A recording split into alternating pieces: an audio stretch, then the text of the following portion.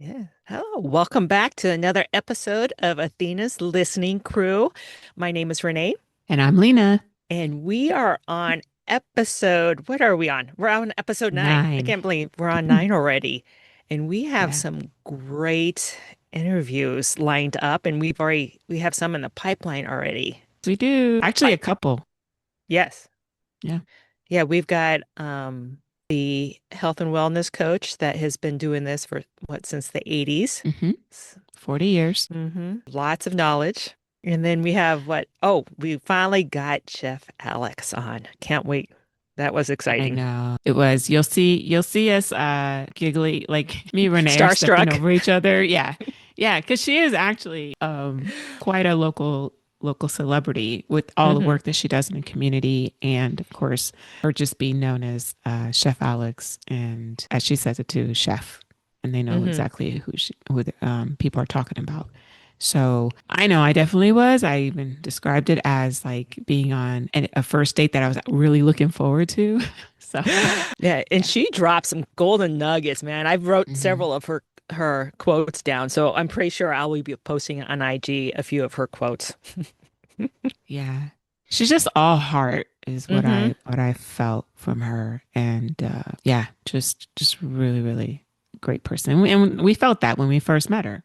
Hmm. Like, yeah. So It was very like when we met her at the stall at the book festival, hmm it was just really welcoming. It was almost like a safe, I don't know how to describe it. It was like a safe space. Like it was very it welcoming and was. warm.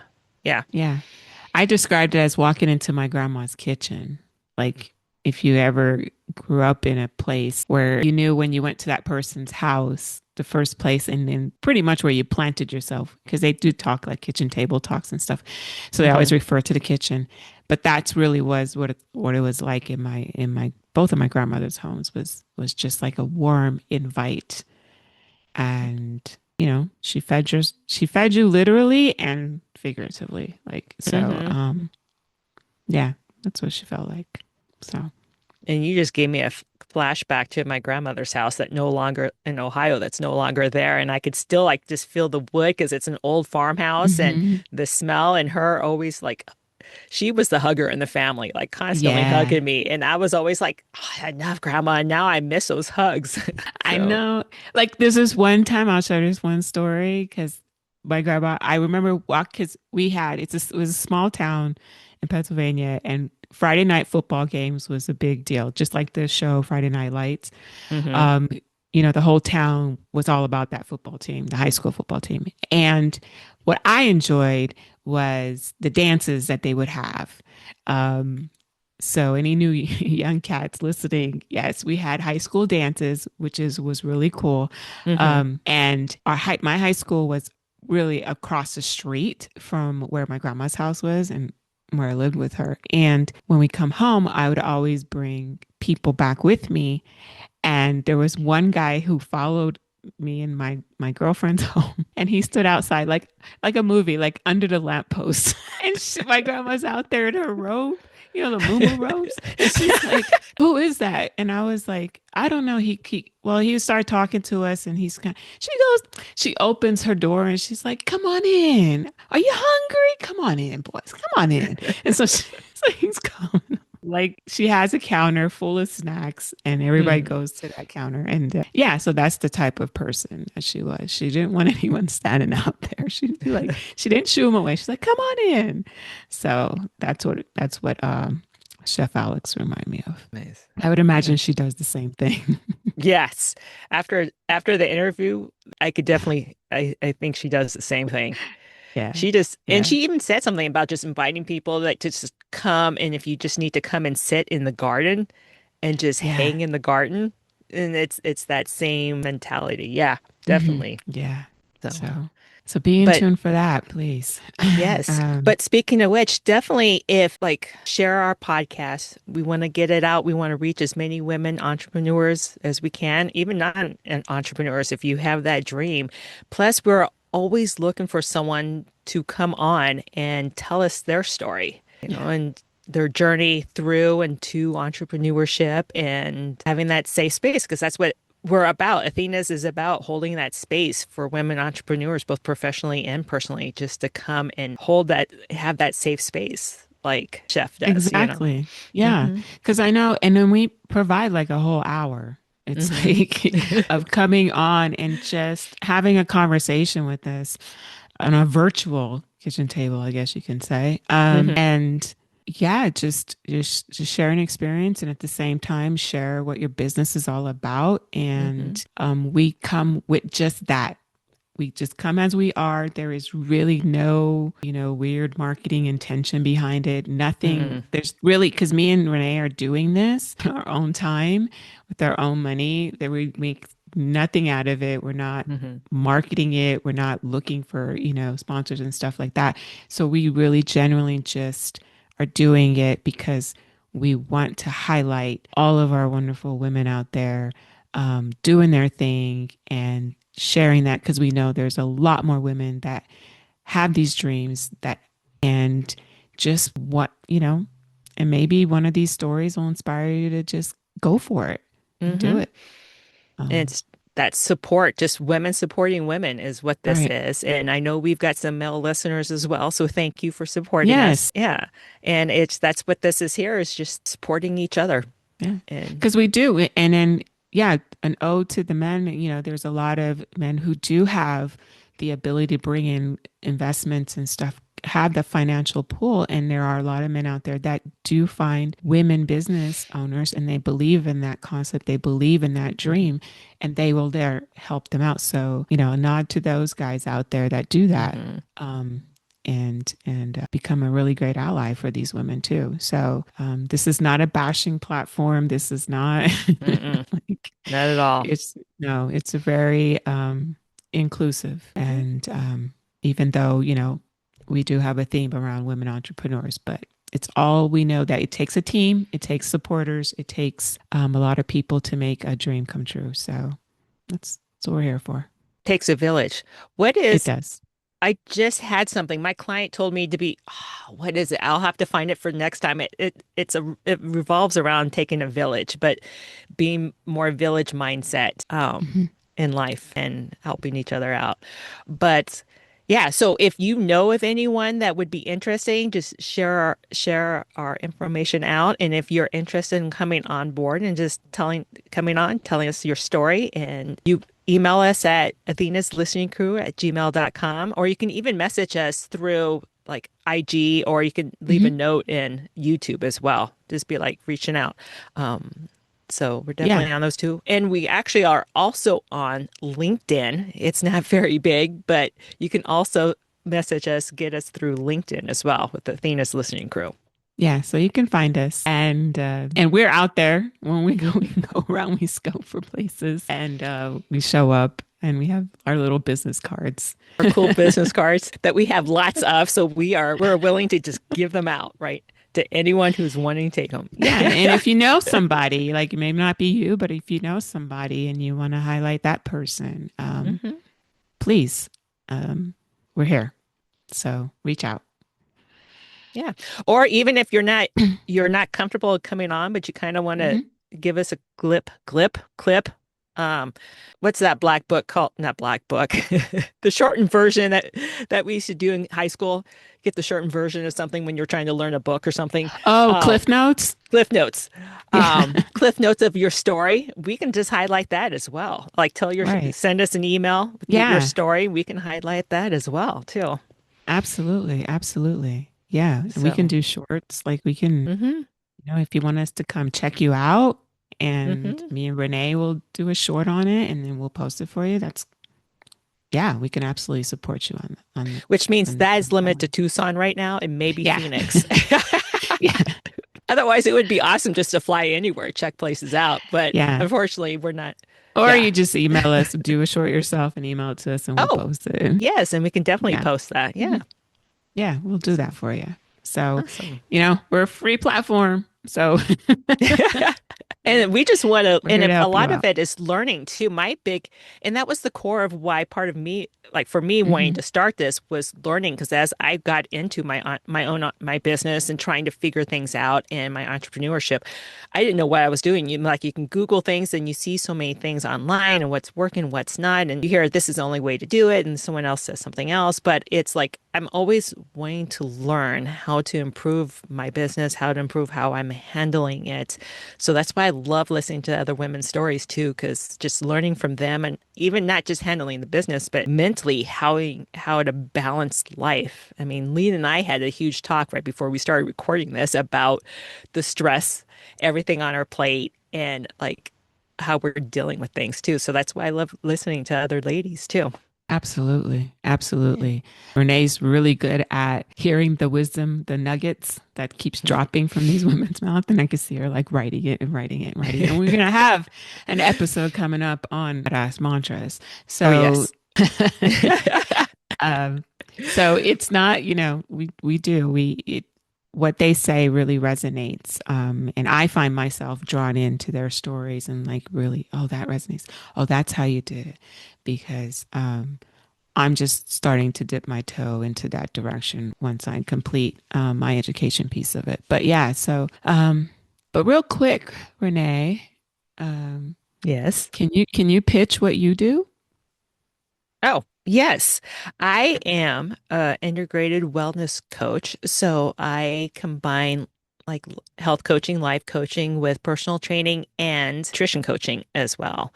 So I really focus, it's called Body and Mind Strong, which is just that, focusing on the body and the mind and being strong. And so I incorporate the whole thing. So you can kind of, I guess you can look at it as it personal training with life coaching. And usually when you see personal training out there, it's just that personal training. But I just found working with women in the past, I worked with, in fact, I actually worked with one of the ladies we were interviewing that's coming up. I worked with her and I had a great time. But the one thing I found when I was working through that is I would have these clients that I would say, oh, like I would start to see things outside of their training plan that they needed to work on, which I wasn't in the situation where I could do that with them. Like life gets in the way, coping skills, how mindset, all that shift where I could do this one-on-one work with them. I couldn't do that. So that's what I'm doing with Body and Mind Strong is really the focus of the mindset with some additional personal training, fitness activities, guidance, physical guidance, and with nutrition guidance in that. Because it's really just focusing on you and not focusing on weight loss or anything like that. So it's And I the love healthy that. mindset aspect. And with healthy mind, I've just found eating healthier, staying active really helps our mind. Like, I'm a huge advocate for the outdoors and the physical activity on mental health. I'm like huge advocate in those things. In fact, I actually am working with someone that has noticed going to the gym and getting stronger has shifted this person's mindset at work and becoming more confident and knowing what this person has been doing instead of questioning themselves. So there's that connection there. I just, yeah. Absolutely. And I love that. And Renee's really good at, because she brings her expertise of being a therapist for the past 2 decades into this. So she really personalizes, individualizes the person, meets them where they're at, and then goes from there. And so you really get she sees you, she hears you, Mhm. she sees you. Um, and yeah, so she does great work. Yes. So I think we're going to interview me. I'm kind of nervous to do Mhm. that. And that's kind of why I brought up if you just want to send us your story, because I can see how it can be kind of intimidating to be interviewed. Even though we bring the warmth, we bring welcome, we're here Yeah. just to hug you kind of thing. I can kind of see where there's that little shyness in that. So I know we have that coming down. And I know at some point we will interview Lena as she finishes her program because just what she has done so far, and she's still in the middle of it. I'm excited to see where you go after you finish your program. Like I can, because she calls me out on stuff and I'm like, in a good, healthy way. Like she calls me out the way she needs to as a coach, right? So, I'm excited it's really kind of exciting to be in this seat and watching your growth through this Oh, process. thanks. So, Thanks. yes. So, no pressure, but yeah, I'm excited to I see know what you it's do. not easy when I'm like she's been well. Like I said, I just gave you a tidbit of a little bit about Renee's background, so it's not. I was definitely challenging my own, coming out of my comfort zone Hmm. and battling my own self-doubt. So women, all the people out there that do that, we totally get it. I totally get it. Um, but it's also exciting to watch yourself kind of expand. And it's kind of cool because then you also learn to kind of get in touch with your playfulness. I know it Hmm. sounds weird, but you get to be kind of kid again because you're doing your exploratory and if you can get into the mindset of I'm gonna have fun, I really don't have nothing to lose, as far as like, okay. Especially at the age I'm approaching. I really get this whole like I'm turning 50. I heard women used to say that and they're like and so yeah. It's quite an experience, but it's a fun ride. Hmm. So and it's watch and it I really get a kick out of and real joy out of watching other people do their thing and go for it. That inspires me. So that's what helps me keep me going. It is Um, that I have to agree when I'm watching this, we're watching all these other women yeah. do all these things. It's very inspirational. So definitely. Yeah. So, but Because so let's take a shift. So, speaking of hmm inspiration, I know you've hmm got a new trailblazer for us to talk about, but hmm also we'll go ahead and go into that trailblazer, and then we'll go into what this whole episode is about is when yeah. warrior goddesses come together. So Yeah, let's just get to in that case if you topic. guys are wondering, like, are they just going to be but Chit yeah, chatting. there's an actual theme to it if you haven't seen the title. Hmm. But an ode to our trailblazers. This one is, you guys maybe notice if any of you guys drink alcohol out there, especially wine, champagne arena. Um, this is we call a French goddess, Madame, and I'm gonna mess this up, so pardon me, especially if you are speak French, because Clicquot, uh, Madame Clicquot Ponsardin. She is the Grand Dame of Champagne. So she was a true innovator during the Napoleonic era in the 19th century. So she was actually a inventor, which is quite significant from a woman of her time to kind Wow. of like break through from that. And she completely revolutionized the making of champagne, including Wow. vintage, a thing called the riddling table. It's like a method of how she figured out how to um, create this champagne in a very specific way and blended rosé. A blended rosé champagne, so kind of bringing those two together. So she wound up building a champagne empire. So, Um, so rosé has always been around because I thought rosé was like the Not from what I've recent read. fad that I can't. I'm like, I don't like rosé to begin with, and I thought it was just a She's recent actually the fad. So, mastermind behind the sparkling rosé wines that we see today. oh That's wow, how it okay, evolved. Yeah. oh wow, And all I right. So, that's something I discovered because I have the oh dang. And I was gonna bring the bottle out, but I forgot. But anyway, I was given as a gift one of her champagnes and it's mhm. got the sleeve that it's a famously colored brand. It's like this golden yellow and but it's got a sleeve. It's so special to me. Like I haven't touched it because I just love the way it looks. And go Go get ahead. it. Okay. I'm back. Anyway, so here it is. If you guys can see it. Oh wow, look at that. It's See all the yellow, and Clicquot. it's got is Yeah. that like a leather So edging? yeah, so Oh, that's it has fancy a like a tab. on the So it's top. it's Yeah, clothed, right? Oh yeah. So then you open it and then and it's there's a got a zipper on zipper. it. Yes. Wow, So it's like a I've wardrobe, right? So it's like a ball gown. I've never seen alcohol with a And zipper. give props to the woman who thought of the fashion aspect of it, right? Yes, that is actually really cool, and that And then looks this like is the bottle. So okay, it's pretty famous. I'm okay, pretty sure yellow that label. people they may Okay. not know, but probably have seen it in every like a wine champagne store, liquor stores, whatever. But yeah, but this is what it's so attractive to me is the casing I mean, that's because I have just it on display. I don't have it up in a cupboard. It's like on display on a shelf by I have a little coffee station in my place. And so I have it on that's like display. was it ingenuity and marketing right there? Because that's Yes. how you And you're talking about Napoleonic era, okay? Like 1800s. So what's significant with her is she was born in 1777, so I'll go back. And she was born into a wealthy family. However, because she's a woman, she did not have a right to own a business because that was the Napoleonic Code of 1804. hmm Oh, I'm sorry. But through the code, the Napoleonic Code of 1804, is where she stepped in because that code only reserved that right to widows who were permitted to manage their deceased husband's enterprises. So she was a widow. She didn't purposely become a widow, I don't think, but she was a widow at the age of 27. And when she discovered that there's this code that existed, that then she cleverly took advantage of that and went into the champagne industry and thrived using funds supplied by her father-in-law. hmm Um, but people suspect, or it was written that because of this, to keep being in the business realm under this code, she just never remarried. Um, Wow, smart.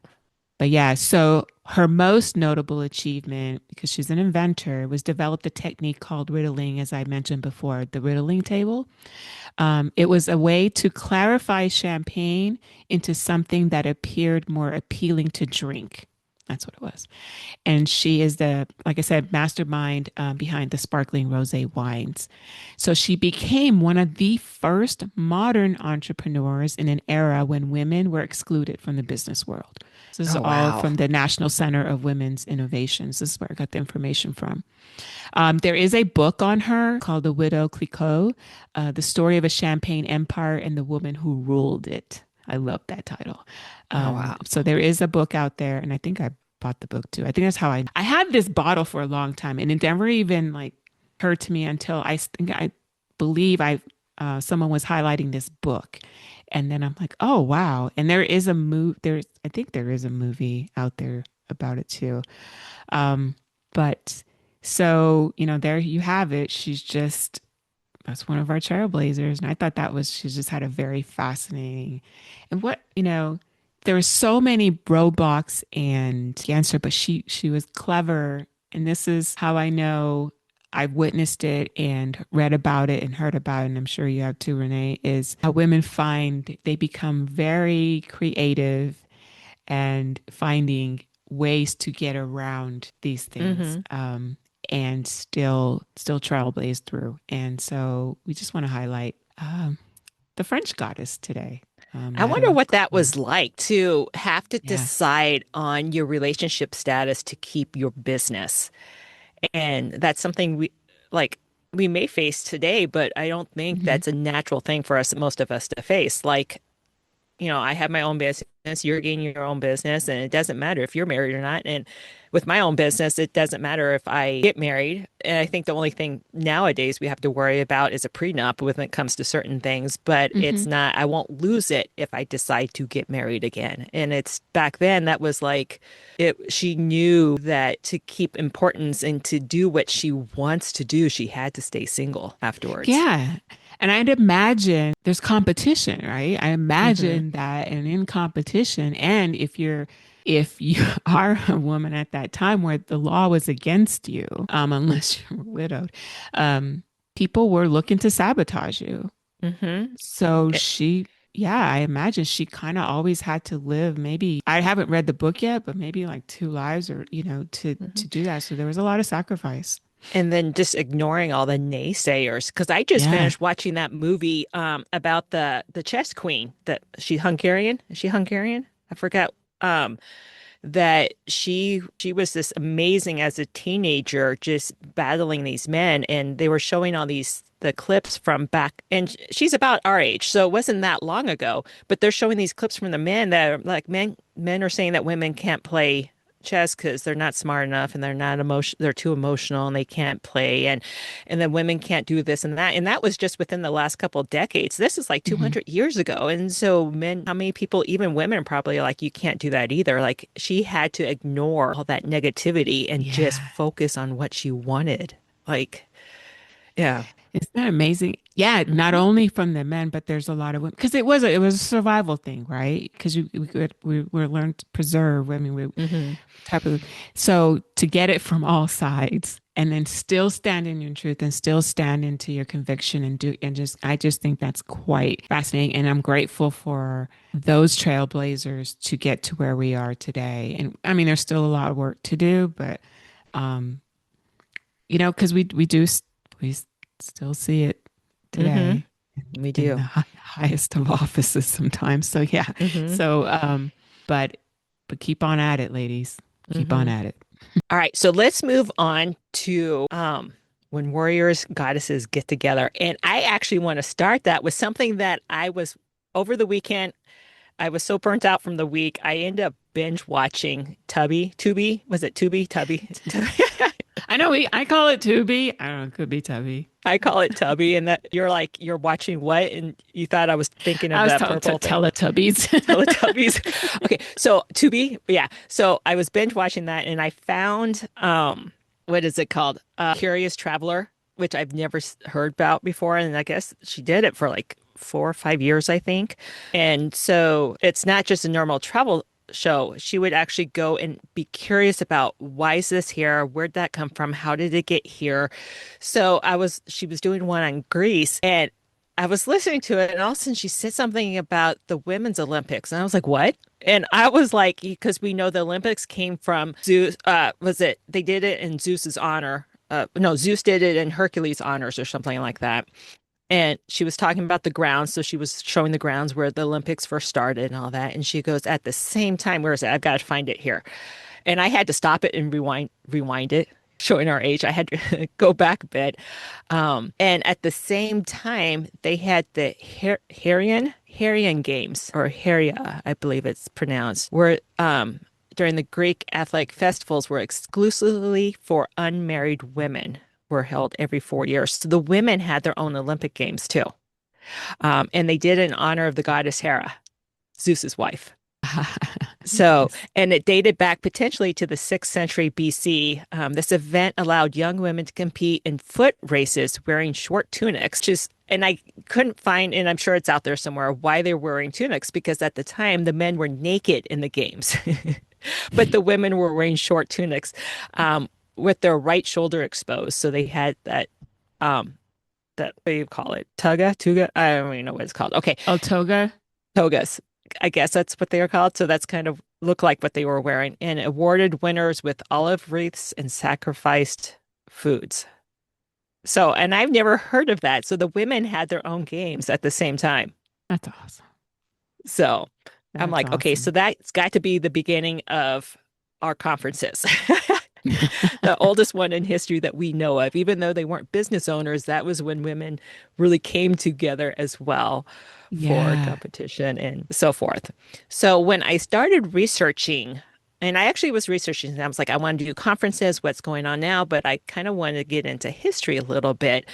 And most of the conference I found didn't start until around 1975. And this actually answers, we brought this up last time. You brought it up on one of our past episodes about when women were able to have bank accounts. And actually, it was 1974, the Equal Credit Opportunity Act, which women could obtain business credit. So to a loan without a male cosigner. So that happened in 1974.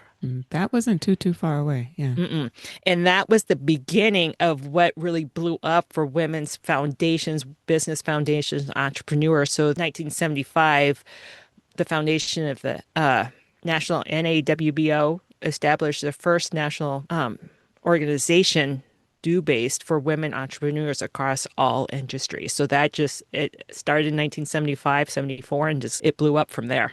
But speaking of trailblazers, I was watching Madam C.J. Walker, and I was like, wait a second. She had a women's based around her own business back, and I looked this up. It was 1917. So Madam C.J. Walker, and according to the movie, they showed it at her house. However, when I was researching it, it wasn't at her house. So there's some mixed information. So if you guys know more information, let us know this, and I'll Mhm. clarify it on our next episode. But the purpose was to train her agents in sales and management, rewarding those who achieved high sales and made significant charity contributions in their communities. So it was not necessarily, and it wasn't necessarily entrepreneurship meetings. But these women were their own salespeople. They went out and it was almost like their own business. They made money based off how much they sell. So it was almost like miniature businesses within Madam C.J. Walker. I Yeah, forget what you call it's that. Um, and we're going to talk about that again with yeah. in episode when we do episode 13. And what stands out for me is like, sure, she may not have been, but there's a sense of empowering these women to create their own income, Hmm. however which way. And that's what seems to resonate what you're sharing there. And it was in the significance, yeah, and the significance of it is one of the earliest national gatherings of American women entrepreneurs, providing a platform for Black women to transition from domestic labor to financial independence. Because a Yeah. lot of them were like previously maids, washerwomen, or farmers. And this was their transition over into that. And stepping into the business realm, it sounds like goodness. Yeah. So So I that's, just I just find that fascinating. And then I think she also the convention also highlighted women's duty to women, including a like this didn't quite a message that was sent to which sent a message to President Wilson supporting anti-lynching legislation as well. So there was not it was there was like multiple trifolds into this meeting of the purpose and like what came out of it, which was really fascinating. All um, right. All right. Let's see, what else do we have for history? It was 1997, the formation of the WBENC. Five women's business development organizations met in Dallas to form what we would become the leading third-party certifier of women-owned businesses. So that was another huge, started back then. 2000, they had their inaugural Sharing the Vision. It was an inaugural national conference held in Arlington, Texas. Let's see here. 2014, Women's Entrepreneurship Week launched the New Jerseys as a small ceremony at Montclair State University, eventually expanding to a statewide and multi-university series of events by 2015. So that seems to be kind of a little history of our yeah. conventions. Yeah.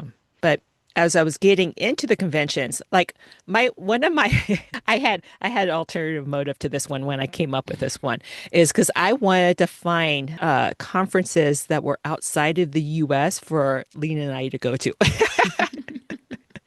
Primarily maybe around Europe somewhere where we can make it like a business trip and go check out these conferences. And so that was my alternative motive for this one, just so you guys know. I'm going to be very transparent here.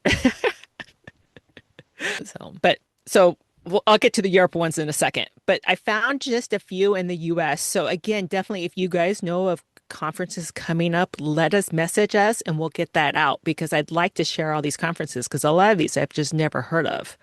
Um, and the one name, the NAWBO, the National Women's Business Conference, um, that one I see quite often because I know I think every state has their own charter because I know I've seen one out of Phoenix. And so that one is the one name I keep seeing up. And they seem to have one, theirs is in DC though, in May 31st through to June.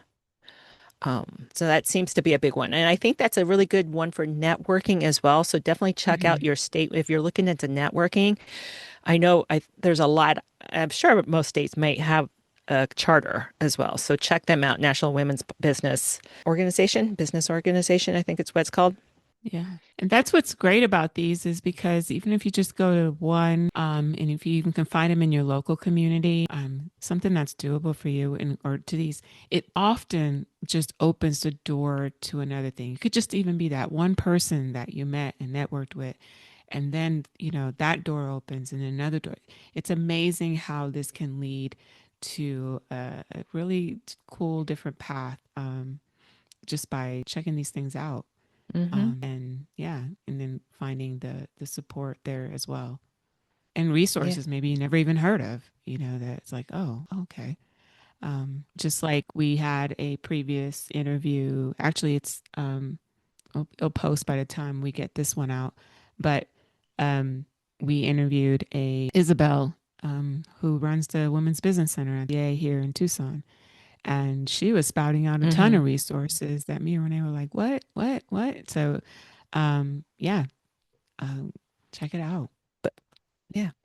But I like how you said about just the meet, like networking or just meeting people, because I Mhm. know Tall has a conference, and some of these conferences weren't just focused on entrepreneurship, but they were focused on women in business as well.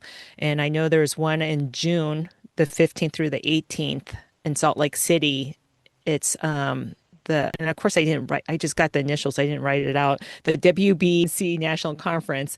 Um, it is a business focused event featuring an expo with hundreds of exhibitors and meet and greets. So that's that, Mm. just meeting more people. It's sometimes it's about who you know, not what you know. So it's meeting people, and it's designed to create real corporate opportunities. So that's a little bit more of a women business versus entrepreneur, but I think that's great. And then oh, this one was interesting. The Women's Venture Summit, and it's in I think Half Moon Bay, which I think Half is Moon Bay. California, but Hmm. it's focusing on ventures. So it is facilitating over 200 million in fundraising for women-led companies, often featuring investment leaders from over 110 women-led funds. And I think we missed that in February. It was February, so we missed it already this year, but I would take a look for 2027 if that's something you're interested in. Because California was one of those places that had the highest concentration, I think, of venture capitalists for women Hmm. entrepreneurs and businesses. So, yeah, that's cool. And I see And there's I've one never in thought, Pennsylvania. like with my business, to me it's like it was a low cost startup. I paid for things as I went. And having a venture was never getting loans, getting money to start capital was never something that I really had to think much about until I have this other idea.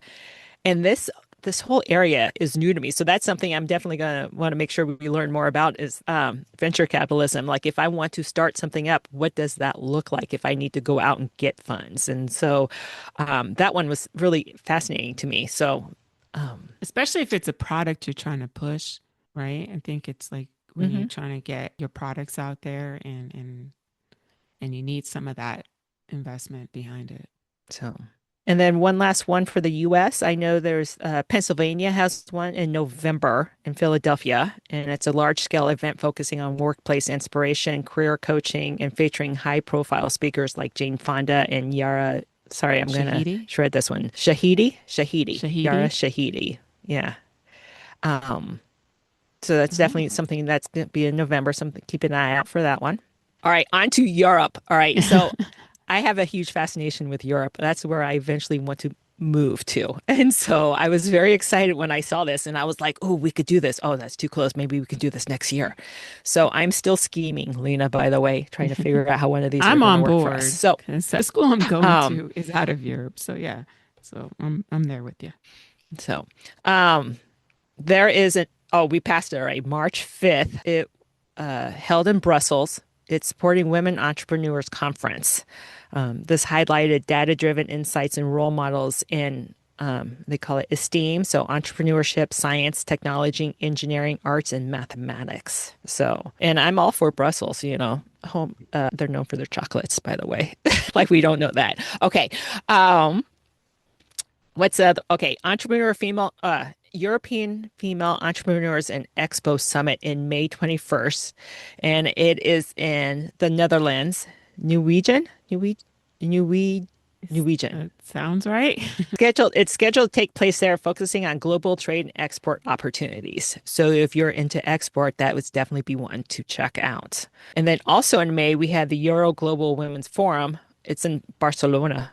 Mm. And the theme is around voices of change, women-driven global impact, addressing gender equality across diverse sectors. let's see, in June, we have the FT Women in Business Summit. So, organized by the Financial Times to explore. Oh, I don't have a location for this one. Explore inclusion, equality, and features of women's rights in the workplace. Why don't I have a place for that? I wonder if that was the one created by the UN. I found one of them that was more UN associated. Oh, no, that's the next one. Next one's the UN. Next one, which is the Women's Entrepreneur Expo, a major regional platform organized by the UN Women. 25, they talk about the 25, the 5th. I couldn't find any, or 2025. I couldn't find anything in 2026, though. They kind of briefly held on to it. So I'm not quite sure if that's something they do every year or if it's every couple of years. And the event cycles include satellite events. So satellite events across Europe. So it was really interesting. And then they had an event in Copenhagen as well. So it'd be interesting to see if they, what happens if they can do that again, if it's 27 or so forth. And they do have one in 2027 October. So it's a little bit further out, but it's the WEL Euro America.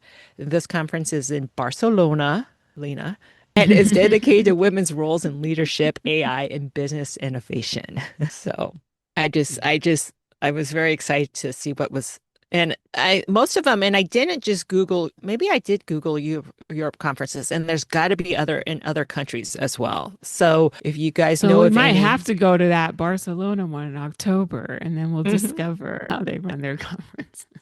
yep. Sounds like a good research project for us there. So that is our little tidbit of information for today. Yeah. So thank you for listening, guys. Spread the word, and especially for those that might be interested in coming on and sharing Hmm. your experience, or spread the word. And if you know somebody who you think you would love to highlight and be interested in coming on, or, you know, just listen Yes, and thank you over for to, keep yeah.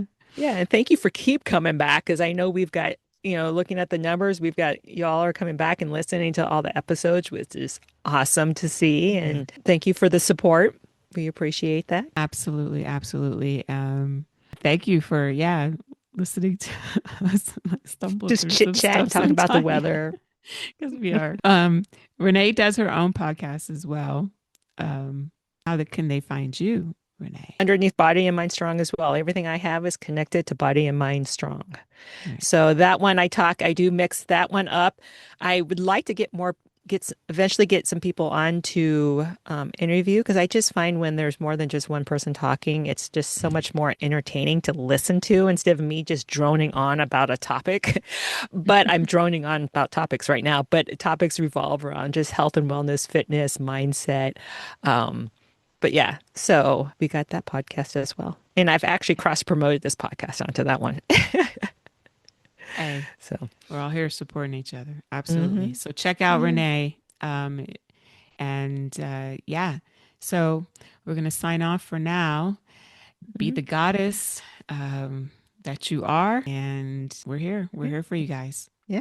And Thanks stay for tuned. listening. Our next episode is going to be the interview, Lisa's interview for body and soul coaching. So listen on that one. She's got with the years from the 80s dealing with, was it spandex and tights? Just So, evolved, just how she evolved over time and moved with time, with technology, and how she went from brick and mortar franchising, learning mm, all about that. Because those of us that aren't maybe entrepreneurs, but we work in an industry, one of her nuggets of wisdom was she just learned how to run a business by working for an organization or working within that, and mm-hmm, then just kind of then when launched on her own and then added her own ideas, but then took the foundation of all that knowledge to help launch her own business. And mm-hmm. but yeah, 40 years and holding strong. So she's got some to learn by from her. Yeah. Yeah. All right. Well, thank Good. you again, everyone. And you all have a great week. And we will, I was going to say, see you next week. So I guess we will, or Yeah. hear you next week, All if right. that's right. Until I don't next know. time. Until next time. That sounds better. All right. Bye. All right. Bye.